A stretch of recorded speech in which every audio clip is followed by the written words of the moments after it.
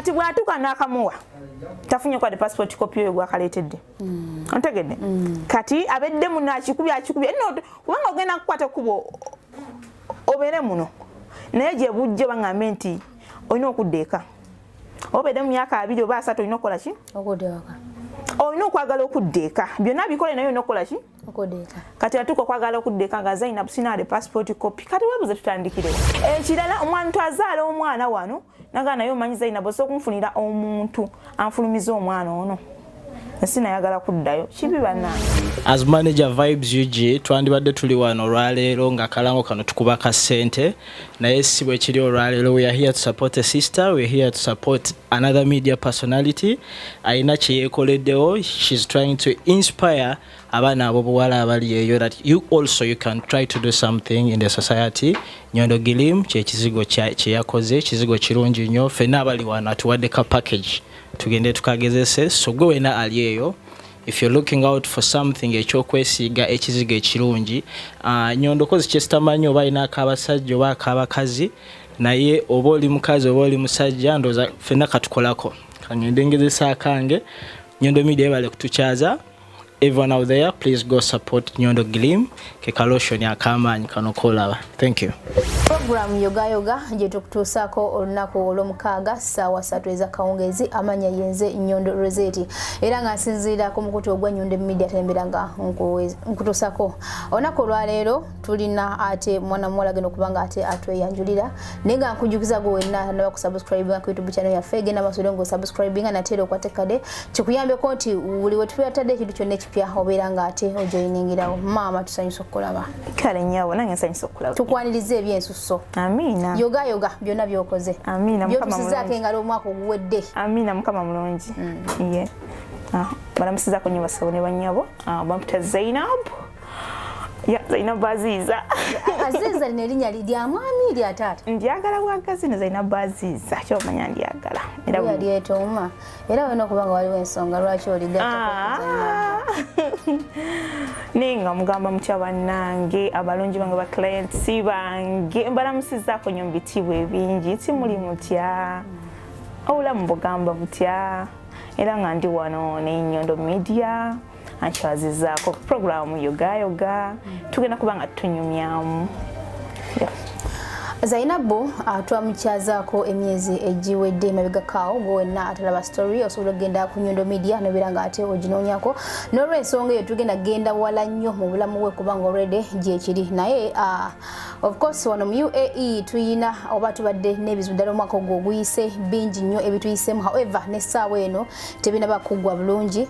Bannayuganda bangi badipotingiddwa byonna mwabira byali ku deportation center Al Awil bingi ebibaddewo naye ng'ate era Zainab Aziz ne company gyakola naye bagezezzaako byansuso okulaba nti abaana abamu baddayo ewaka naye mu kuddayo ewaka nga tebabajeeko liiso permanently ekintu ekyo mbadde mukikola mutya Zainab Aziz. Sokera ddala okutangaza mu bantu nti ekintu ky'okuzaayo abaana eka nkikola nga nze Zainab. Ngagwe omuntu nyanze Zainab so si company era nga nyongera okutangaza mu iyo nsonga abagala okubaclearinga overstays n'okujjamu abuskondi eba company direct era ne bana abalina ya misango makoti abalina abasibe mu makonti bagala bajjayo mukomera company direct. Kino ekintu nayagala nnyo okwenyigira mu gwo mulimu kulanga nyambako bana Uganda. Yes nkikola nga Zainab era nga nyambibwako nina abantu benkwatagana nabo mirimu tiri bwomu nga Zainab nganze chovola nga nyambale tushane Zainab Aziz. Ambajukiza nti show ey'olwaleero ewagiddwa Nyondo Gilim ate nga kino kizigo kirungi mu kugogola ensuso gwe ina black spots ina pimples oba any skin disease ngwandegadde okubanga ate olabikako obulungi nga Zainab Aziz nga Nyondo Media. Ngenda maaso berenga tokozesa Nyondo Gilim enamba eri 0524680778 ampozi nabo abagala okutambulako wanne wali mu UAE mweyuni aba Open Vision Tourism nga abantu basabaza abantu wano wali ne kubya visa byonna mubeere ngate mwekwata bo bali ku Binias Square opposite day to day gwe wenna ne namba zaabwe zibirako ku screen zaffe osobola gena maaso mubeera ngate obanoonyako ne ku social media platforms zaabwe zenjawulo nga bakosta Open Vision Tourism. Tuline mwana muwala Aziz mu program yaffe yoga. Zainabu wanje mukwana olowooza kiki ekiviiriddeko embeera okuba nti bannayuganda ennaku zino tusosolwa nnyo kaŋŋambe okuba nti visa zaffe zidinayingibwa ziba rejected yenyaba okuba nti tetukyaweebwa bulungi mirimu ngaffe abannayuganda emabegako awo omuze ogwo gubadde nti abanigeria bebatera okubeera nti visa zaabwe ziba rejected era badinayingibwa mu companies ezimu obutawa mirimu. How comes that even Ugandans right now are included? Esookera ddala kyensobola bagamba nti olaba Pakistan bali mu overstay. In fact, sabanga dene kubeera overstay omu Pakistan ali mu overstay ya myaka 10. Okay? Naye tomuli ankonga badda kwekalakasa kugira you want to go home ni bakola ebipande like abantu bali mu overstay nabo nyinyi nationalities zogamba n'omutunuli overstay nga yabbanga dene okamba naye nyinyi n'otyamu agimukeberedde naye tebaddawo kwelabisa abeerawo bwatuko kisanga akoyina kati nakiyingira mulimu state sensible nga ogamba nti ogyemu overstay togenda kumalako nga biwanvu tebiggwa process gweganga mpanvu kyensobola bagamba Dubai nyango states ezisigadde za bintu byakwetoloola okay yeah so nalaba nga ayingidde overstay tayingidde nti ayagadde nagamba manyi tatwali kyakola nkiyingidde kiwedde olusi nakola nga alina ebintu by'omulala byakolerako ebiwandiiko nabeerawo bwatuuka ekiseera n'afuluma n'agenda ate mukasirise nga naye munnaamuliranye tategere nikozeeki nti nfuluma ekitegeera naye bannaayo omwana njagala genda kola bw'obanga olina omulimu kola tereka akasente saving omanye nja kugenda awo tubasiya bbeeyi bw'oba otuusa okuddayo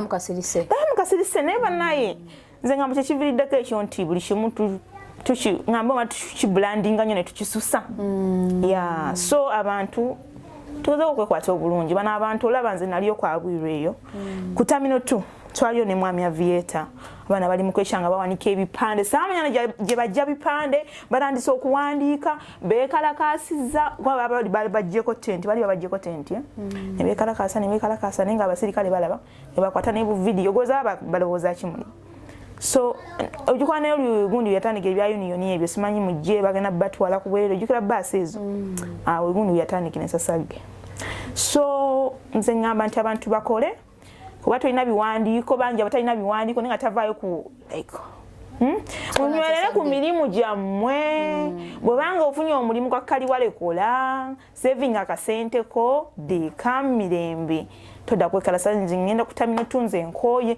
temumalaga kansolinga ofuna akasente kati nisooka okolaako then olabe nti nfunye eyo oba ntegede kyengamba nti abantu agana va ku mulimu afuna akasente kati okuba afunye omulimu gw'essente nnyingi n'ava ku guno osanga nga guli ate ne kigaana n'osanga ayagala kwejjusa addeeri tekikyasoboka okulanga talina waasula akatanda bamugobye kati nkole nte yes so nze ngamba abantu banywerere ku mirimu gyabwe tusooke omulimu gwoba ogufunye sooka ogwagale nga wasooka ogwagala akasente gaba katini kola tomanya saving mpola bagamba nti akatono kazira mu liiso tereka tomanya osinga oli akola nga tayingiza ade n'ekikumi oba bakuwa nusu 8 sooka okola olwo kuŋŋanye tomanya obeera osingira ddala omuntu atalina mulimu wadde ofuna olwo 8 mukola ku nsonga z'okuzaayo abafu babafudde oba temuzikolako eza overstay oba abantu abafudde mu bulamu bw'ensi afudde ngaali wano sijja gamba nti nno ebyo mbikolako sijja kulimba temubikolangako wabula omuntu nsoomuwa amagezi nti oke mufiiriddwe omuntu wammwe mwinayita mitendera bwegiti oba ne muwa omuntu gwe mmanyi nti akikolako kubanga siga gamba nti buli kimu nze akyemalira yes manyi abantu ababikolako era muwe ennamba ye nti jogerako nomwana omwaka oguwedde 2023 2022 cases ki z'osinza okusinkana mu baana badde bajja gy'oli okubayambako ekisooka ddala era nga ekisinza okunyiza ennyo ye muntu ogamba naleetera omuntu akatabo kakati saafuna kwadde passport copy olwo atuuse okuwagala okukola kikuddayo eka naye nga talina passport yaleetera omuntu akatabo ng'ava Uganda kati bwatuuka n'akamuwa tafunye kwadde passport copy oyo gwakaleetedde ontegedde kati abedde muno akikubye kubanga ogenda kukwata kubo obeere muno naye gye bujje baŋŋambe nti olina okudda eka obedde mu myaka 2 oba 3 olina okukola ki olina okwagala okudda eka byonna bikole naye olina okukola ki okudeka kati atuko kwagala okuddeka nga Zainab sinale passport copy kati webuze tutandikirewa ekirala omwana twazaala omwana wano naga nayo manyi Zainab osokunfunira omuntu anfulumiza omwana ono sina yagala kuddayo kibi bannange sonze ebintu binyiza nenyiga n'okunyiga ningamba kati ono kyayogera kabana bamba batomeza nagamba okay oyinayo 2,000 nze zimpe mu fulumye tamanyi kyeyeteekamu fulumye omwana gwotazaala omwana ataliwo so guys bane mwegendeze bintu byembakola like so kolowooza ku kintu kyogenda okukola then so bagamba nti waliwo ebintu byempuliriza nenga mutuufu si kirungi sikyulina akamu nekyali kyokutunda akatabo ogenda katunda yes bakwadde mu ssente naye oyo gwokaguzizza bwa n'akafulumirako kigenda kusumbwa gwe ng'otuuse kwagala ofuluma kati omwana ono asinkanibwa nga passport aginako wadde copy tamanyi wadde na passport number mumuyamba mutya mumuleka in case talina wadde passport number mumuleka ekyo kiri nti oyo ye basi nakyensobola okumuyamba kiba kiganye kubanga ekintu kyonna kitandika na passport copy abana nembaga nti mulabanga ekitono ennyo naye passport copy egikuume oba wagimuleetera oli kale beera ne passport copy yayo gikuba ekifaananyi beera nayo mu ssimu gumusinga amagezi oyo akutumye kati wonaatuuka ojja kugamba nti yabula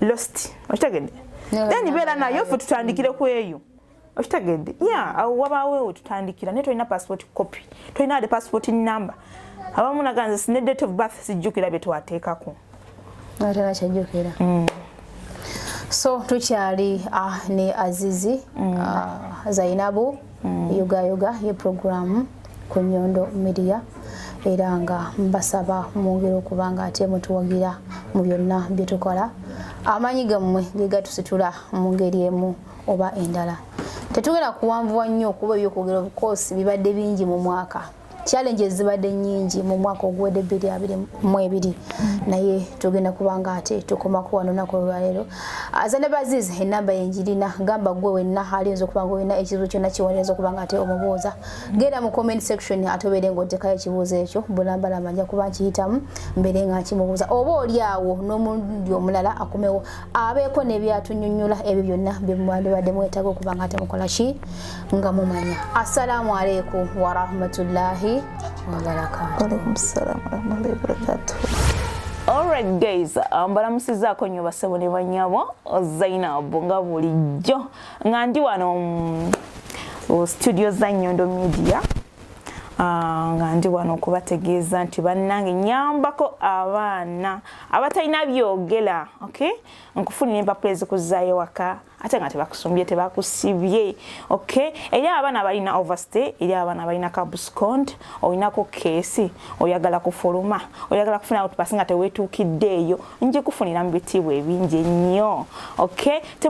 Tumwerabira nti ne Uganda Airlines yampayuka offer ku bbeeyi ekyasinze okuba eya wansi ddala.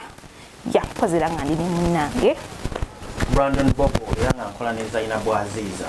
Temwerabire feba official sponsors ba Kings.